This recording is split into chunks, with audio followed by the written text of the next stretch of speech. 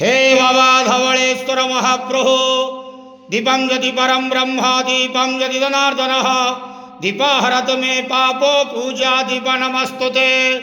बाबा धवळेश्वराय नमः। संसार सुखी रखंतु।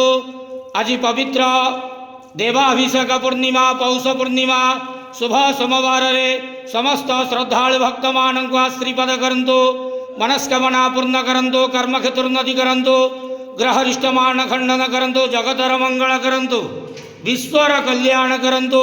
आपणकर नाम प्रकाश करंतु। समस्त गुआवसा भक्त मानकर मनस्कामना पूर्ण करंतु। हे बाबा धवळेश्वराय नमो नमः।